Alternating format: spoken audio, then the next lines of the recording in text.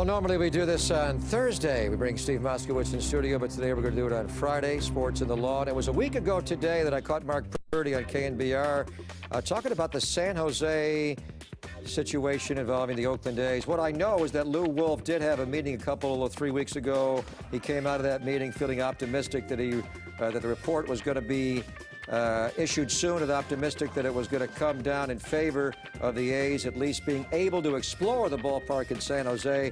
I know that. I also know that another source close to that, they are proceeding down only one track at the moment. They're proceeding down the San Jose track at the moment. That's what I know. Tough to read Mark Purdy talking on the radio. I'm bringing Mark Purdy himself to actually tell me what he said there. So you're saying they are going to be allowed to explore the ballpark in San Jose. I mean, haven't they been exploring the ballpark in San Jose for 2 years? Maybe I used the wrong word. The meeting I was talking about was obviously a meeting between Lou Wolff and the commissioner, Bud Selig. What I mean is, there's going to have to be a ballot issue in San Jose on this matter, and I think they're going to get the go-ahead and have that ballot in March.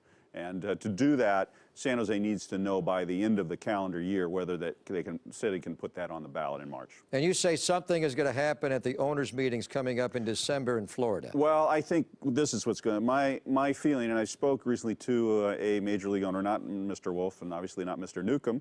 The feeling is that sometime between the end of the World Series and the baseball meetings in December, the commissioner will have some sort of finding on this from the Blue Ribbon panel, and that perhaps a vote will be then taken of the owners at that December meeting. And what's the Giants' take going to be on all of this? Well, the Giants are certainly against this, and I respect their business position. They believe that they have the right to keep the A's out of Santa Clara County forever. But if you look at the history of baseball, over the history of baseball, those territorial rights have been bartered and traded. The Boston Red Sox once had the territorial rights to San Francisco. And when the New York Giants moved here, they had to do a deal where the Boston Red Sox instead got something out of it.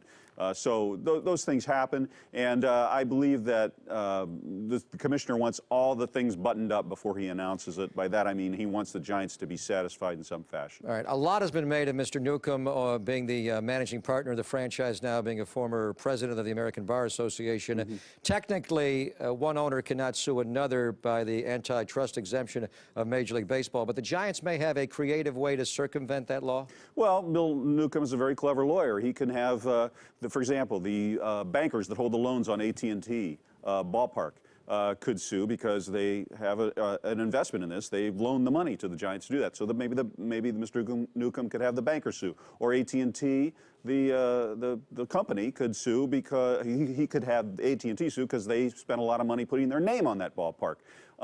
That's when it could get a little sticky, but then the commissioner would have an interesting choice to make. Then would you suspend the owner, Mr. Newcomb, for trying to put that together deal? There's going to be a lot more machinations. I don't think it's going to be a nice and tidy thing. Well, these territorial rights are going to get sticky. Mark, thank you. We bring in Steve Moskowitz now. So jump in on what you heard Mark saying. The Giants cannot sue baseball themselves, but they could have one of their partners sue. Do you see them taking that path?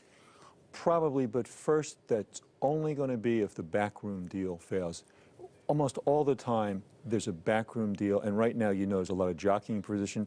I mean, look at the Giants buying up that minor league team. They say, well, if things do go bad, boy, you're going to have to pay me extra. And look at the other things that they're doing and how they're saying, well, wait a minute, you can't do this, you can't do that, we can slow it up. But again, it could all be jockeying positions. Ultimately, if the rest of the owners want to do it, they can't stop them. So their poison pill, their fallback is how much money can get out of the deal. Well, you've always felt that, but the Giants' public stance has been non-negotiation. They're not going to negotiate on this issue. We'll see how it ultimately comes down. But one thing baseball's got to keep in mind, you've got one team who is far more profitable. The Giants are, I don't know the exact figure, but many, many times more profitable in all regards than the Oakland A's are. They may play in the World Series and win the World Series here. You're talking about a cachet franchise versus a franchise trying to stay afloat. How does baseball weigh that element to it? We have to remember, baseball is a business. They're going to look at it, and what they're going to try to do is work something out where everybody benefits. And also the idea of, here it is, and I won't negotiate. almost everybody says that when they start off, and then usually at the last minute, a lot of those do make a deal. All right, real quickly, speaking of deals, Jen Sturger, involving the Brett Favre case, she was not going to cooperate at all with the National Football League earlier this week. They brought Favre in. Now she's saying, and her attorney, Joseph Conway, is saying that they're strongly going to consider dealing. It sounds like she's kind of making a deal with the Favre people that maybe didn't happen, and now she'll talk to the league. You know, I hate to keep going back to this, but it's always the money. There's again, it's always the backroom deal, and obviously she's jockeying for position. How much money can she make? There can be a civil suit. What's going on there? Plus the other rights. You know, does she do the book? Does she do the tours? Or does she sign up with a confidentiality statement? And I think that's what's going to happen right here. And you and I on the show last week discussed whether Brett broke laws, which is rather unclear because there's no precedent. That's real unclear. The civil suit element of this, she could pursue that? You can always have a civil suit. But would she be able to win something? Well, again, let's compare the court and let's compare what it's going to cost him business-wise in the game. And he could have some real pressure to say, look, if he goes ahead, takes the suit, and wins, what's it going to cost him in his football career? He might be happy to say, okay, look, the best economic alternative is to write a check. All right, Steve, thanks for your time My on Chronicle Live. Our Sports in the Law we normally do on Thursday, we did on Friday. All right, the Pac-10 has found a perfect solution to adding 2 teams and now becoming the Pac-12. And unlike Brett Favre, they did not